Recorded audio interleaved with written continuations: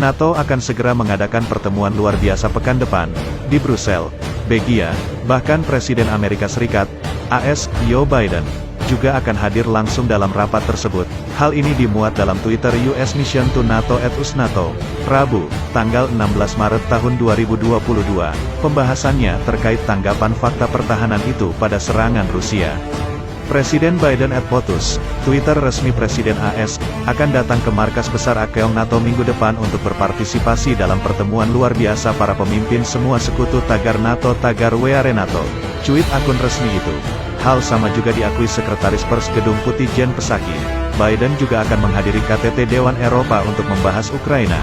Presiden Biden akan melakukan perjalanan ke Brussels, Belgia, akhir bulan ini, di mana dia akan bergabung dengan KTT luar biasa NATO pada tanggal 24 Maret, tambah Sekretaris Pers Gedung Putih Jen Psaki, untuk membahas upaya pencegahan dan pertahanan yang sedang berlangsung dalam menanggapi serangan Rusia yang tidak beralasan dan tidak dapat dibenarkan di Ukraina, serta untuk merujuk menegaskan kembali kami komitmen kuat untuk sekutu NATO kami. Isu pertemuan luar biasa NATO sudah tersebar kemarin. Para Menteri Pertahanan, Menhan, negara-negara NATO dilaporkan akan segera mengadakan pertemuan, bukan hanya soal Rusia, tetapi juga langkah meningkatkan kehadiran fakta pertahanan itu di Eropa Timur pasca serangan Moskow ke Kyiv. Mengutip CNN International, seorang pejabat Amerika Serikat, AS, mengatakan beberapa skenario penguatan akan dibahas, termasuk penambahan pasukan reaksi NATO di kawasan dan juga penempatan alutsista.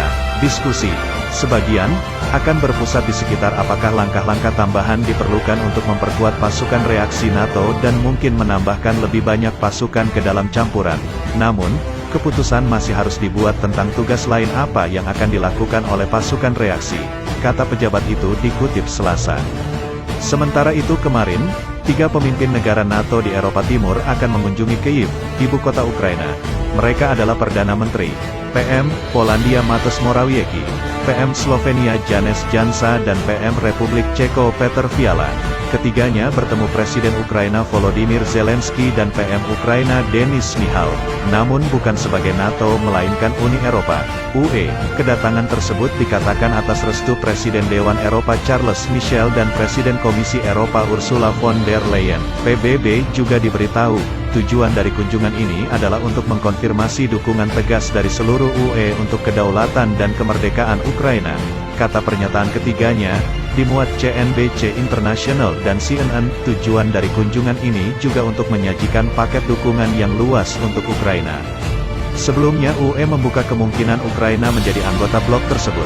Namun dalam pertemuan terbaru tanggal 10 Maret sejumlah negara anggota enggan menerima Ukraina dalam semalam. Tidak ada yang bergabung UE dalam semalam, tegas PM Kroasia Andrej Plenković dalam pertemuan kepala negara anggota UE akhir pekan kemarin. Untuk bergabung suatu negara memang membutuhkan waktu bertahun-tahun, sejumlah kriteria wajib dipenuhi, mulai dari stabilitas ekonomi untuk memberantas korupsi hingga menghormati hak asasi manusia, HAM. Rusia sendiri masih terus menggempur Ukraina.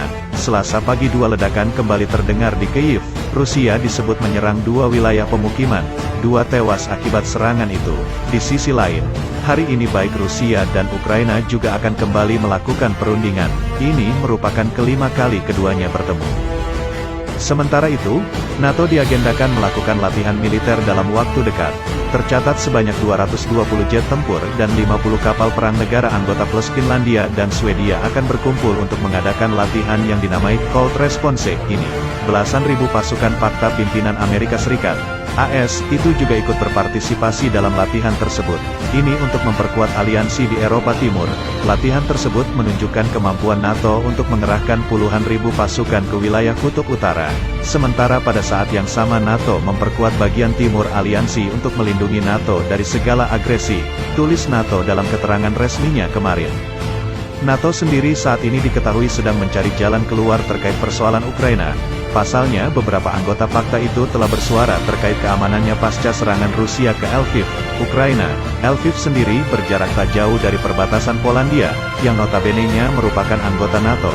Selain Polandia, negara-negara anggota NATO di Baltik seperti Lituania, Latvia, dan Estonia juga menyuarakan kekhawatiran terkait Rusia. Mereka menyebut ada kemungkinan besar bahwa serangan Rusia akan meluas ke wilayahnya. Apalagi negara-negara itu diketahui berbatasan langsung dengan Rusia dan Belarus.